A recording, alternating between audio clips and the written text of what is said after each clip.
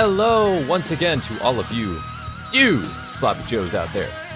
Back at it again with another episode of the Fantasy Simpletons, a fantasy football show. Woo! I am your host, Kyle Fridlin. Joining me, as always, is my brother and co-host, Jake Fridlin. Jake, what up? What up, bro? How goes it? It's going pretty good, man. We are here to talk about some buy low, sell high candidates. Yep. We're a few weeks into the season. A lot is starting to happen. We're starting to get the data going. And things might be looking great for you or not too great for other people. Exactly. But fear not, for we are here. And we are going to help you figure out whether you should buy low on a guy that's currently not doing so well or sell a guy at his highest value.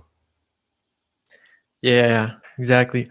It's week 3, guys. Okay, going into week 4. So we think we kind of have an idea of where these guys should be moving forward. Obviously, take our ideas with a grain of salt because it could go in any direction. It's fantasy football after all. But I say let's get into it. This is going to be fun. Let's go right into it. We're going to start off here with some of the buy lows, guys that haven't been playing very well. And we're going to see if they're worth taking a risk on. I think this first guy here, Terry McLaurin. Mr. Scary Terry is a perfect guy to try to take a chance on. The first few weeks, after getting that contract, he hasn't looked too strong. Hasn't seen any touchdowns, although he got very close to a touchdown in week 3. That might have changed some people's thoughts or standings on him. But so far, he hasn't been super productive in the first few weeks. I think it's because of the additions of Deebo Samuel and certain other players, the ground game, certain players getting hurt and all that movement over there. But personally, I think Scary Terry is going to be a lot better as the season goes along. Yeah, I agree. I think you can't count him out. Outside of Zach Ertz, Terry McLaurin really should be that guy.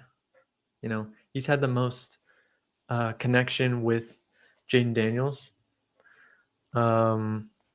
Obviously, going back into last year, Terry was one of the, I think he was a top 15 wide receiver. He was really good.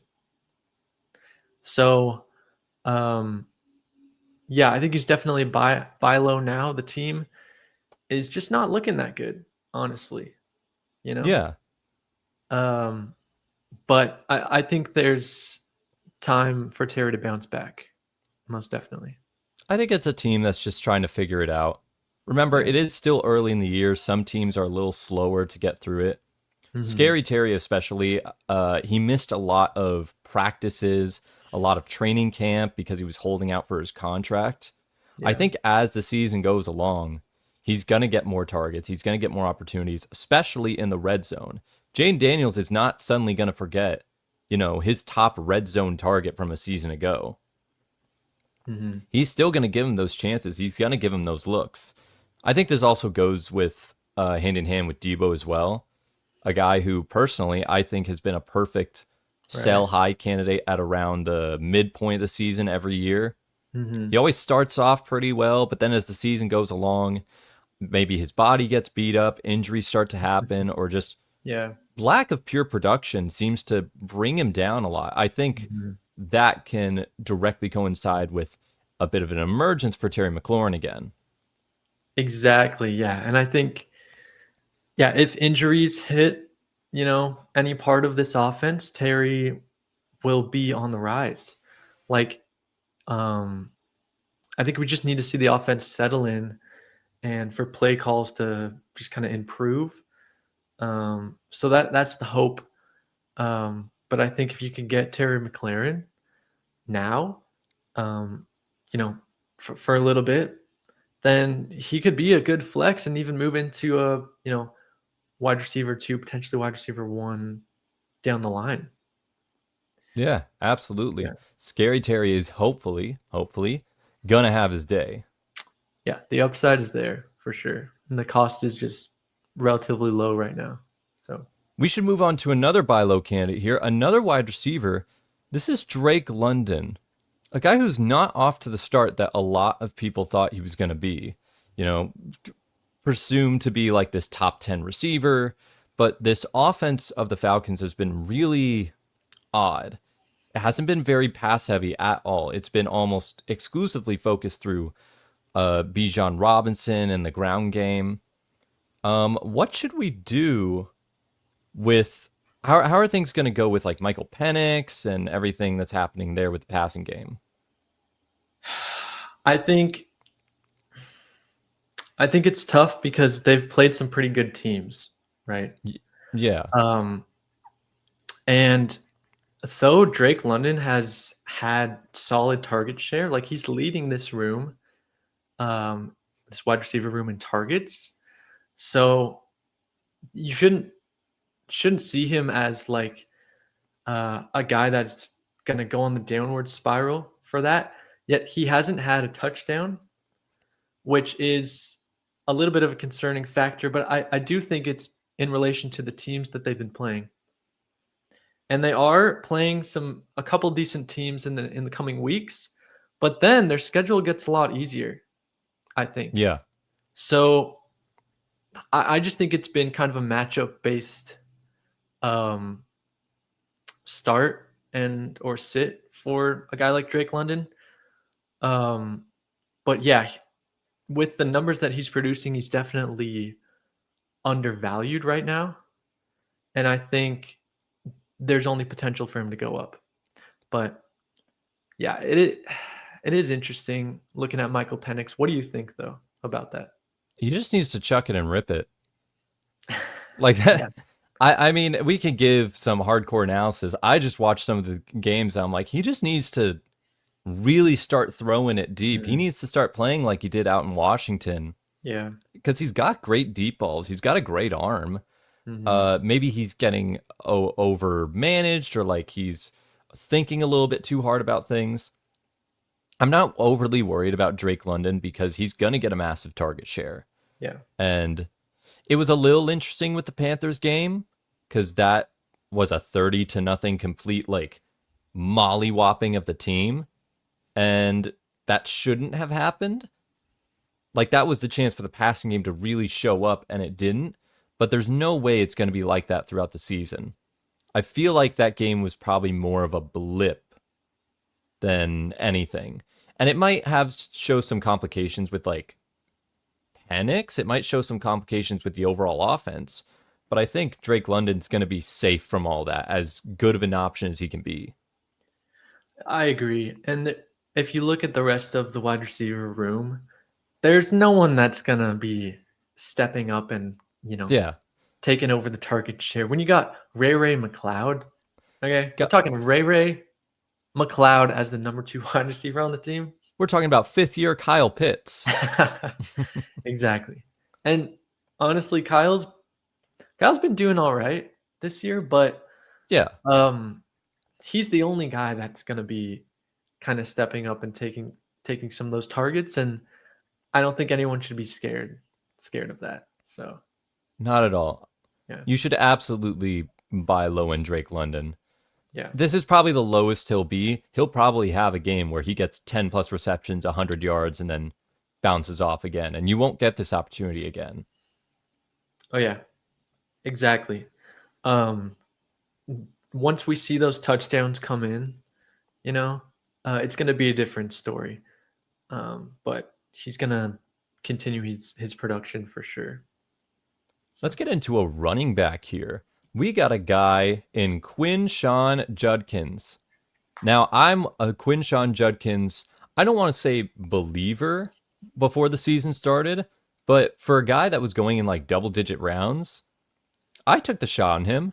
I took the shot on him in multiple leagues because you don't know what's going to happen.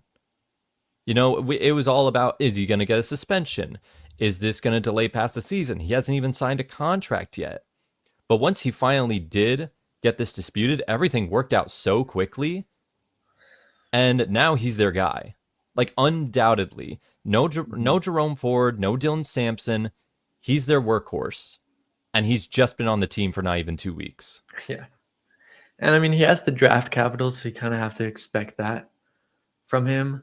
But he's just a solid runner, man. You Yeah, know? he's very. I like him a lot.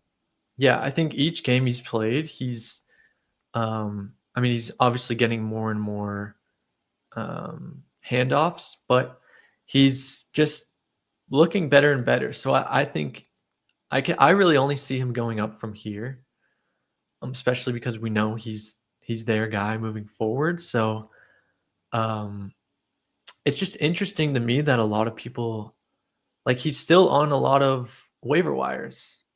I He think, still is on some waiver wires. yeah, I think he's only 69% rostered on Sleeper, which is so interesting to me. Like And people need to pick him up, and I yeah. think this week a lot of people probably will. So And remember, there is a bit of nuance to when we say buy low, it's not necessarily a guy that's always at the rock bottom mm, of where his production is. This is buy low on this might be the lowest you can get him right now. yeah, Because if he's performing like he did against the Packers with that defense, if he's performing like that consistently throughout the season, then he's gonna start getting some higher capital. You know, mm, this is RB1 type stuff that he could be getting. definitely. So And all the people that took that risk, man, we're loaded right now. yeah, it was really smart of people to um, take him early on. I think that yeah, you can get a decent amount um, for him if you have him, and but I think people still don't really know who he is, you know, or if he's gonna be that guy. So hopefully, you know, your league kind of knows what's up. If your league does, then I think you can get some nice stuff for him. Yeah, absolutely. Go after him if you have the chance. I might do so as well in Yeah. some of my leagues. Even I have him in some leagues. I might need him in others. If we can move on, we have one more buy low candidate, and this might be a bit of a controversial one in the sense that some people are buy low, some people are sell high. This is Brian Thomas Jr. So let me paint a picture real quick and take you through the last few weeks of the season for him. I'll name off the amount of receptions he had versus the targets. Week 1 catch, 7 targets. Week 2, 4 catches, 12 targets. And week 3, 2 catches, 6 targets. Hmm. Statistically, it's been as bad as it could be. It's not from a lack of giving him the ball. We know that for certain. But there's all these different variables that are going around with this supposed wrist injury that he might or might not have. There's all this talk about how good of a connection does he really have with Trevor Lawrence? And then you see other guys like Brenton Strange and De'Ami Brown and Parker Washington getting receptions and receiving yards more often than Brian Thomas in these games, these like wide receiver 3s and 4s. There's a lot to try to go against with Brian Thomas. As an owner myself, he is someone that a lot of people are trying to get rid of. And I understand that. However, for the price that he's going, for what people are willing to give up for him, the potential is still there. You know Yeah. what I mean, Jake? Yeah, I know exactly what you mean. Like we're talking about a guy that had a pretty impressive rookie season. So I know it's for some people it's hard to move off of him right now. But other people are willing to move him, you know, because he's just not doing that well, specifically in redraft leagues. I think those guys are more likely to move him if you could if you could get him for cheap, that would be really nice. Yeah. That Um, that's all I'm saying here is take the shot because this is a yeah, guy I remember last season, he was unstoppable near the end. He won me a league. This is a league winner, league winning potential at wide receiver. So of course I'm going to take the shot. If I can get him for cheap and have the potential option of a guy that at the very least will probably do a little better than he's doing right now, but at the most could become a wide receiver 1 again, yeah, I'm more than willing to take that shot. Yeah, and I think we need to see Trevor Lawrence improve and pass more. Yeah. This is not a matter of Travis Hunter taking targets away from Brian Thomas. Okay. Because Travis Hunter ain't doing that well either. He isn't. It's spreading the ball around, and Trevor Lawrence is not playing like he should.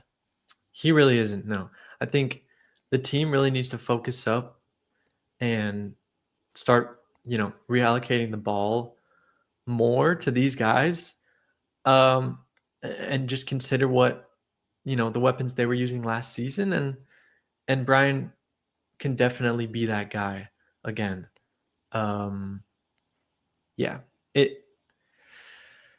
It's kind of a shaky situation, but in our opinions, it'd be nice to have him and see what he could do in the next, upcoming games. Yeah. It's just pretty early on, so you just don't want to sleep on him right now. We'll have to see. They're definitely going to start facing some tougher defenses because the first few weeks of the season have been pretty lenient to them. The Panthers, the Bengals, the Texans were pretty tough, but he kind of had last week saved on this 50-plus yard catch in the last 2 minutes of the game. I do want to see more, but again, this is why it's the perfect opportunity to take him. Take him right now before he starts showing it, because if he has one good game where he goes off, that opportunity's gone. Exactly. Yeah, that's all it takes for these guys too, especially Brian, because he's, shown to be that guy before. If he has one good game, it could be all over. Yeah. Do it. Find out what the price is. If it's a good price, go after him. And these are just some of the buy low candidates, but now we have to move on to sell highs. And there are a couple different qualifications of what classifies as like a sell high candidate. But it's to get the common thing is you want to get the most value that you can out of this player, and now is the best time. For that, this was more of a pick for me rather than Jake, so I'm going to explain my opinion on this here. I have Javonte Williams as a sell high. Now, full credit to Javonte. He has come in and he has outperformed all expectations. He has looked great in all of his games as a player for the most part. I still think there's some yards per carry metrics that are a little bit more generous to him because of some big runs here and there. I think he got lucky with some touchdowns. But why is the real reason I have him as sell high? Right now, he's in the top 5 of all running backs through the first 3 weeks of the season, ranked in the top 5. Jake, I'll just ask a quick question. Do you think by the end of season, Javonte Williams finishes as a top 5? I wouldn't say top 5. No, I could see top 15. But that's my point right there. Right now, he's performing at the best level that I think at his caliber that he could perform at. If I could compare him to another player, I think of DeAndre Swift in that 1 year he was with the Eagles. Remember the first few weeks of DeAndre Swift where he looked so good under that Eagles offensive line and everybody was super hyped for him? And then the rest of the season, he kind of tapered off into more of a like lower end RB2 type of role. That's what I think is probably going to happen with Javonte Williams. He's a good player. I'm not saying he's going to completely fall into irrelevance, but he doesn't have the same name that a Bijan Robinson has, that a Christian McCaffrey has, that a Jahmyr Gibbs has. If he has 1 or 2 bad games, no one's going to give you anything for him. This is the point right now where it's the best time to sell him. Because if he falls down to that level, you'll never get that chance. Yeah, no, I see your point. And I do think that right now, I mean, the past 3 games, his efficiency really been hasn't been peak for Yeah. his, where he's been at. He's had some touchdowns which have made his stock, go up. Um, his efficiency isn't really there, but his usage is. Yeah. So, I guess for me, I would argue that potentially, um, I still think he's a good sell high, but I think he could be a hold only because I don't see anyone really challenging him in the offense. I don't think Jaden Blue's that guy. He never really was in college. No. But you know, to your point, he could start splitting like he did with Miles Sanders. This last game, it was almost an even split, right? Which is really weird. Miles Sanders gets way too many carries that Miles Sanders ever needs, just as Yeah, a player. and that's what I'm saying. Like, um, I don't know. It's just interesting that because I think we both think Javonte is better than Miles Sanders, so Yeah. he should be the guy. But is he going to get that efficiency? Like, is he going to pick it up? And in years past, he hasn't really been that guy for teams, and I guess that's what we're afraid of. So I understand where you're coming from. Yeah. It's all about finding players at their peak. And Mhm. that's what this ranking is for me. I think right now is the highest, is the best he will be at. He's at the top of the mountain. He's the king of the world. But can he maintain it? Is my question. Yeah, exactly. Yeah. If I can get like a Fair higher point. end, if I can get like around a top 10, 12, if I were to trade Javonte Williams for Judkins right now, I would do it. Mm. I would I absolutely do it. That Yeah. that's just me. No, I like that. Yeah. Yeah. All right. Mhm. Let's move on here. This is another sell high candidate that I kind of threw in here. This one's Tyreek Hill. He came off a game where he got a touchdown pass. He looked actually, for as much as I said, like, don't play Tyreek Hill in that game, he looked all right. He actually did decent. 5 receptions, 49 yards, a touchdown. He did okay. But to me, I'm still not sold yet. The vibes are not good. Mhm. I've done a vibe check on this Miami Dolphins team, and the vibes are still not strong, Jake. Yeah. Especially everything surrounding Tyreek Hill. There's still all those questions of his relationship with Tua and, all the domestic abuse allegation stuff. Sure. Also, I, his age concerns. Is he going to take that dip? Like, yeah, there's a lot going on. I think he still has a big enough name to where you can try to sell him for an up and coming or Mhm. rising player. Yeah. It's just, I think, try to sell him before he starts to fade a little bit. Exactly. Yeah. No, I'm right there with you, man.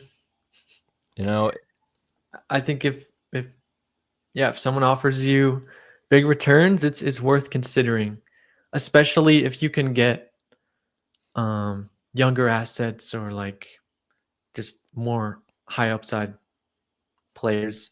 Um, it's just a tough team to vote on in general.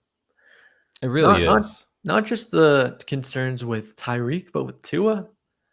Like if something happens to Tua, I'd be nervous for the receiving core. Like they have Zach Wilson and Quinn Ewers. So I mean, hey, We saw what happened last year when Tua was taken out of the lineup. The passing game didn't exist. Like yeah. straight up, it was non-existent. Mhm. So that's always a concern.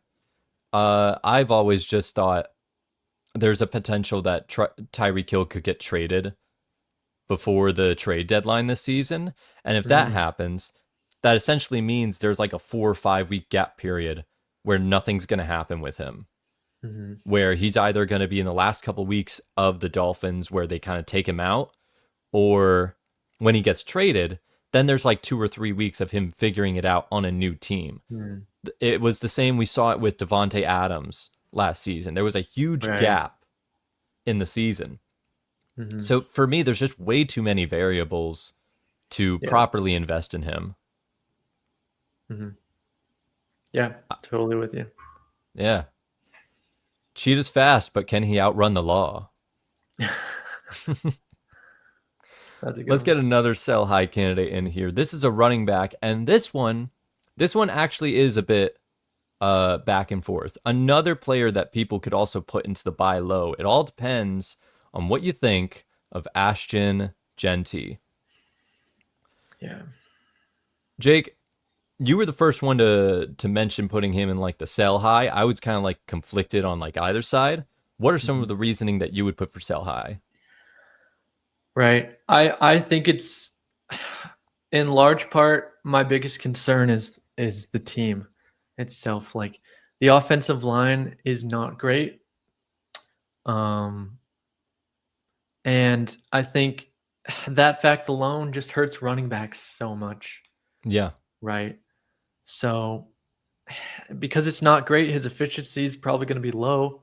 It's going to get tackled right out of the bat. And we've seen that. On top of that, it's been interesting that they've been putting in other players. Like, why is Zamir White playing? Let's be real. Why is Zamir White playing? Why is he playing? It wasn't even him. There was also a third. I can't even remember his name. There's another guy that they keep putting. Well, we talked about this before. It's his pass blocking. Yeah. If they don't plan on running the ball, if it's like a third down play, they take him out because he can't protect the quarterback right now. Yeah. True. He is a smaller guy. Didn't realize he wasn't much of a pass blocker because people don't really look at that in college, but could be the case. Probably is. And it's just tough. His efficiency's been pretty low. He needs more carries. There's a lot that's going into it, and it's like,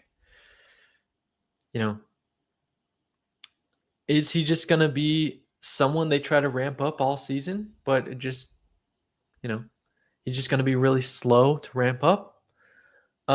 Could be. I think a lot of times with these rookies, you have that. It just takes time, and I think he's in the long term a great dynasty asset, but in the short term, in a redraft league, like, do you want to wait on him? Do you want to wait on the team to get better? But you can definitely sell him because of his draft capital, right? The Yeah. name value alone is what we were talking about earlier, right, Kyle? Like, name value. It's the name of the has that. game. Yeah. So there's always a chance he can do well, and I think that's why he could kind of, be a sell high, buy low guy.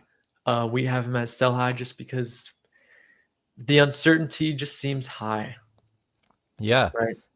And people that are questioning sell high, it's like, well, he hasn't had too many good games. Why is he at sell high? Because his name is still Ashton Jeanty.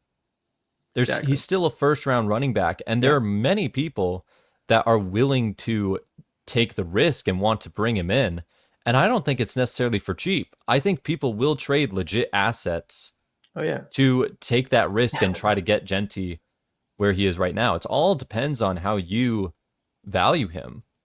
Yeah, and there's so many guys you could get for Jeanty, like Amarion Hampton. Amarion Hampton. If you did a straight Ashton Jeanty Amarion Hampton trade before the game where Najee Harris suffered a season-ending injury, you look like a genius. Exactly. And Quinshon Judkins, it's like, it begs the question, like, there are a lot of guys that you could get for a guy like Ashton just because of how highly he was drafted. So just something to consider. Yeah. Do you have any other reasons? Well, actually, I do. It's pass catching as well. Yeah. He's not a pass catcher. Yep. What I've seen in the last few games, he hardly ever gets targeted. Even in this last game, where they were getting beaten up and blown out by the Marcus Mariota-led Commanders, and they were down by multiple touchdowns. Not a single reception, not a single target out of the backfield during at a point where they're just, chucking it on every play. It's just tough because when you're investing in a running back that's just a pure runner, especially a physical runner like Jeanty, you gotta be at the top of your game. You gotta be like Derrick Henry or Jonathan Taylor, where that doesn't matter because as pure runners, they're just at the top. And Ashton Jeanty, yeah, I've seen the truck hits. I've seen him run people over. We've all seen that. He has like one of those plays a game, but it's not consistent enough. With every 10-yard run he has 5 or 6 2-yard runs. Yeah.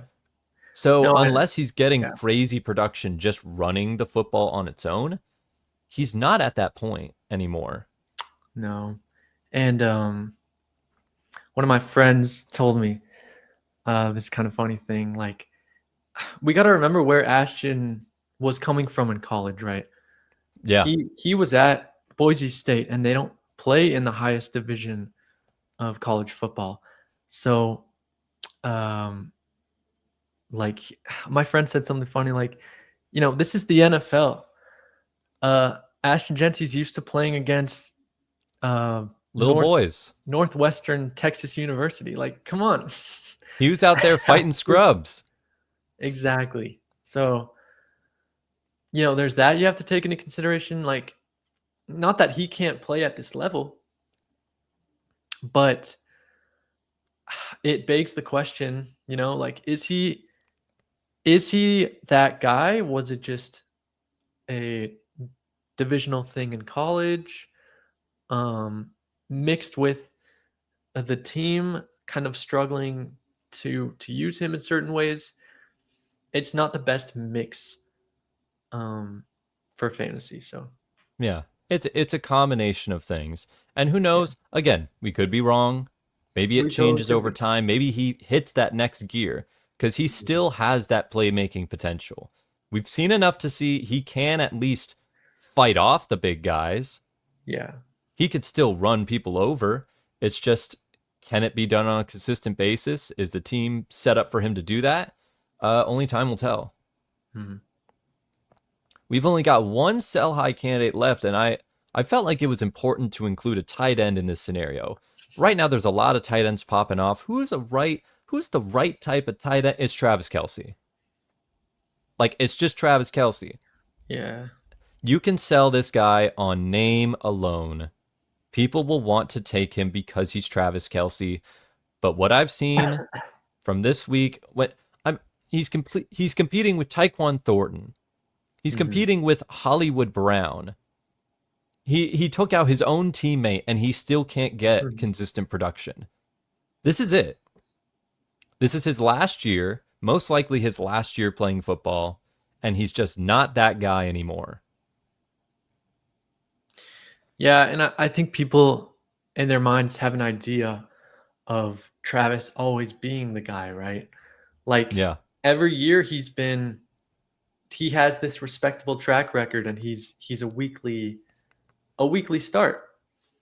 But yeah, the Chiefs aren't looking great, and that's one thing that's been different, from previous years.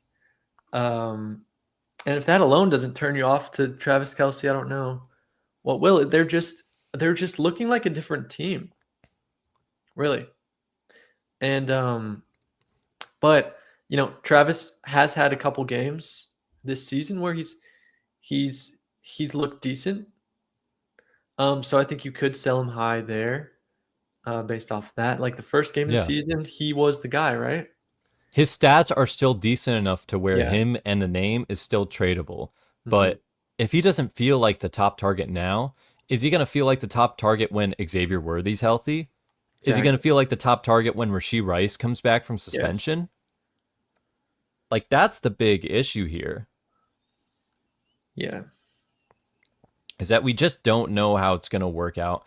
And maybe it's also a bit of like bias. I'm starting to turn on the player Travis Kelce because he's been getting into some stuff the last few weeks. Like, I know he's always had a bit of a temper, so him like getting mad at people and breaking out into fights is not new, Mm. but we're seeing it more consistently now. And did you see what him and some of the other Chiefs players, those t-shirts they had on, where it was t-shirts that said free four, like it was saying like free Rashee Rice, as if he was like someone that was completely innocent Mhm. and got like framed for his crimes, Dang.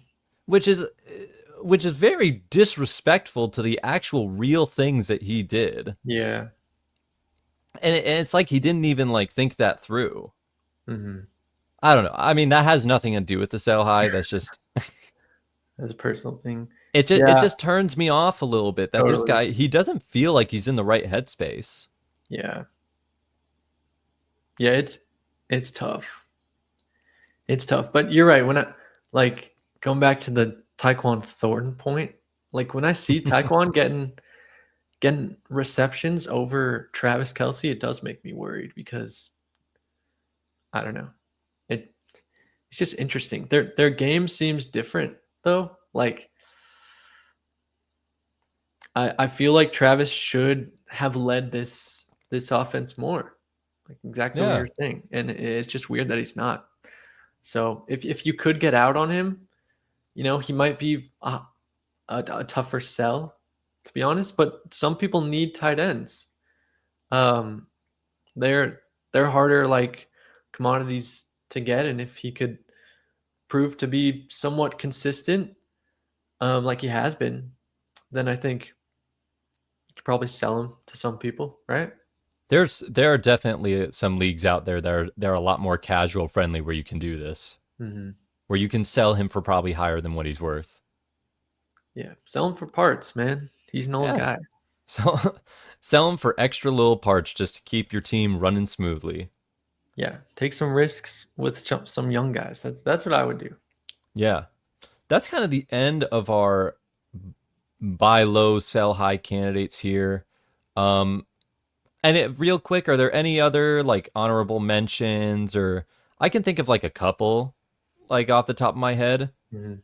Like I would say, Travis Etienne could be a sell high candidate with like Bayshaw Yeah. Tootin getting more work and looking to Mhm. getting touchdowns here and there. Yep. I think that's a good. I think he's a great candidate for Yeah. um, sell high. Yeah. I've heard some people mention like maybe Lad McConkey is a Mm, possible sell high, which is possible. sure. Like I could see that. I think he's talented enough to where he's still gonna have big games, but I guess that just depends on how good you think he's gonna be by the end of the year, like how Yeah. consistent his production will be. Hmm. But we'll just have to wait and see on that. Before we go today, I thought we could get some quick waiver wire little Hey. waiver wire picks for the week. We got in the quarterbacks here. There's two for every single position here. Geno Smith and Matthew Stafford. You'll find these guys in most redraft waiver wires everywhere. It's been like that the last couple of years. They're both pretty consistent. What you see is what you get. And neither of them have too tough of matchups this week if you're looking to stream a quarterback. Hmm. On the running back side, we'll quickly mention Trey Benson. After the horrific James Conner season-ending injury, Trey Hmm. Benson, this is probably going to be one of the biggest waiver wire pickups of the entire season. Yeah. Pretty He's much, yeah, he's thrown into that starting position. There's no competition. yeah. And he's been kind of prepped for it. He's Hmm. only owned in 50% of leagues, so there might not be a chance that everyone can get him, but Yeah. there's definitely enough people out there to where he's going to be a hot commodity. Exactly. Bayshaw Tootin's still out there. He's only in Yeah. about 40 to 50%, even after last week. That will Hmm. certainly go up. Keep an eye out for guys like Ollie Gordon and Woody Marks, who's starting to get more carries and a bit more Yes. workload in there. They're interesting watches for sure. Hmm. Yeah. Trey Tucker. What? He had a game with 3 touchdowns? Yeah. I feel like he's a take this with a grain of salt pickup Yeah. because and he's good. He's due for like every season, I feel like he's had a couple big games. 3 touchdowns is crazy though. So we'll Yeah. see if he could even reproduce anything close to that. But I mean, if you have a spot, maybe pick him up, I guess. Hey, you never know. The last time a receiver was to get 3 touchdowns that was still waiver wire worthy was Juwan Jennings in that big breakout game he had last year. So you never know. It's true. Alec Manor, he's had a couple games of 4+ catches and a touchdown each game. He's looking a little bit more consistent there. Yeah. Maybe might be the new number 1 option over some other Titans wide receivers. Not mentioning anyone by name. Yeah, he's interesting. Yeah, and tight ends. Some tight ends are getting taken pretty much off the board everywhere. Hunter Henry had a big game. In that offense, it's not always going to be clear who's going to get the big week, but when Hunter Henry goes off, he usually has pretty strong games. And Brenton Strange is only owned in 20% of leagues. Guys, what are we doing? What are we doing? He should be on your bench. He should be on people's teams right now. Yeah, he's a consistent guy for Trevor Lawrence, and throughout all 3 games, he seems to be, a pretty consistent target for him. So I think for tight ends, that's what you want. That's what you look for. I would definitely try to look for that guy.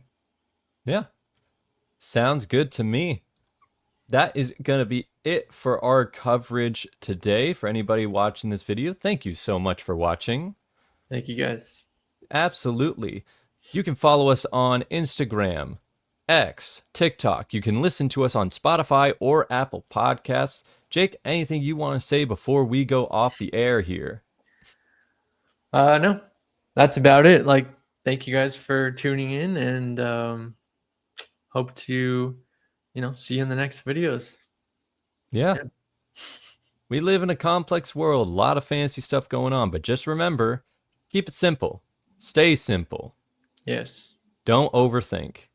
All right. Exactly. Good night, everyone.